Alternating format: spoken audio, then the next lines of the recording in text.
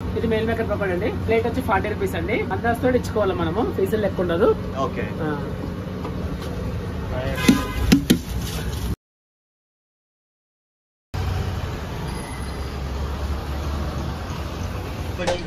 ఇది mail maker ఒక అరగంట సేపు నానబెట్టాలి ఖచ్చితంగా. ఒక్కొక్క రకం ఒక రకంగా ఉంటాయి. నానేసుకున్నాక నీళ్ళు పిండేసుకోవాలి. నీళ్ళు పిండితేనే ఎక్కువ ఉంటుంది. ఇలా నీళ్ళు పిండేసుకున్నాక గిన్నెలకు వేసేసుకోవాలి. నీళ్ళు గట్టిగా పిండేసుకోవాలి. అసలు వాటర్ కొంచెం కూడా వాటర్ ఉండకూడదు.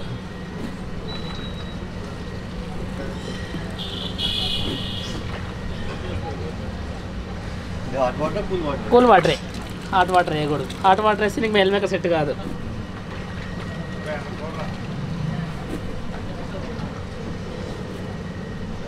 సాల్ట్ ఇది, దీనికి తగినంత మనం సాల్ట్ వేసుకోవాలి. ఎన్ని మెయిల్ మేకర్ అంటే అంత, అరకిలో కారపొడి. దీనికి తగినంత కారపొడి వేసుకోవాలి. ఖచ్చితంగా కారపొడి వేయాలి.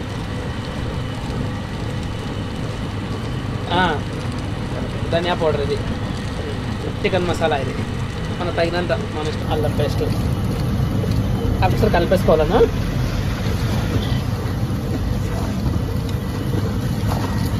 ఇలా బాగా కలుపుకోవాలి కదా. ఉప్పు కారం మసాలా అన్ని పట్టేది మంచిగా కలుపుకోవాలి.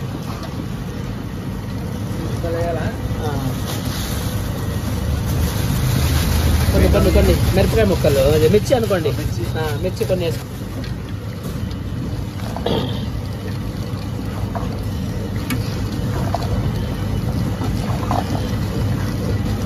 కరివేపాకు, ఇలా కరివేపాకు వేసుకోవాలి.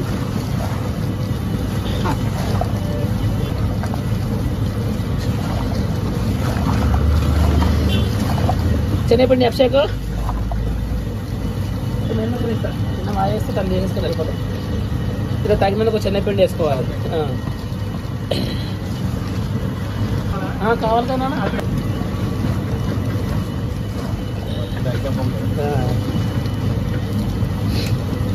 అది వేసుకోవాలండి. మైదా కానీ క్లాన్ ఫ్లోర్ అయినా పర్లేదు, మైదా అయినా పర్లేదు. ఒక పావు గంట నానేసుకోవాలండి. పావు గంట నానితే దాని టేస్ట్ అనేది వస్తుంది.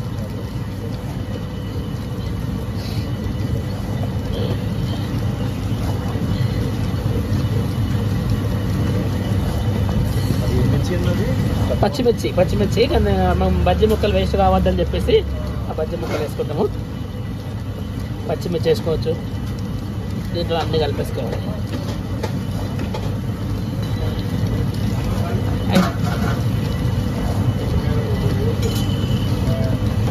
ఓకేనండి.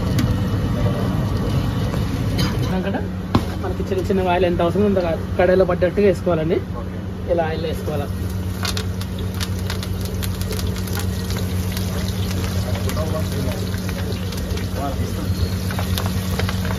చాలా మంది లైక్ చేస్తారు బాగా మనకు. ఇలా క్రిస్పీగా ఫ్రై చేసుకోవాలండి. మెయిల్ మేకర్ పకోడీ రోస్ట్గా మంచిగా ఉండాలి. వన్ టైం సరిపోతుందండి. ఒకేసారి డీప్ ఫ్రై చేసుకోండి చాలు. క్రిస్పీగా ఆటోమేటిక్ మనం తెలిసిపోద్ది. మనకు తెలిసినట్టుగా ఫ్రై చేసుకోవాలి.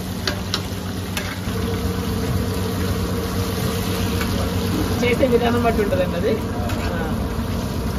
తింటే సేమ్ చికెన్ పకోడీ లాగానే ఉంటుంది.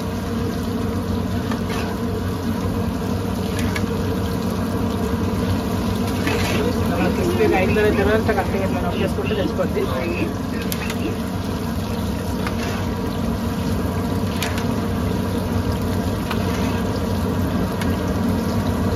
మెయిల్ మేకర్ పకోడీ రెడీ అండి.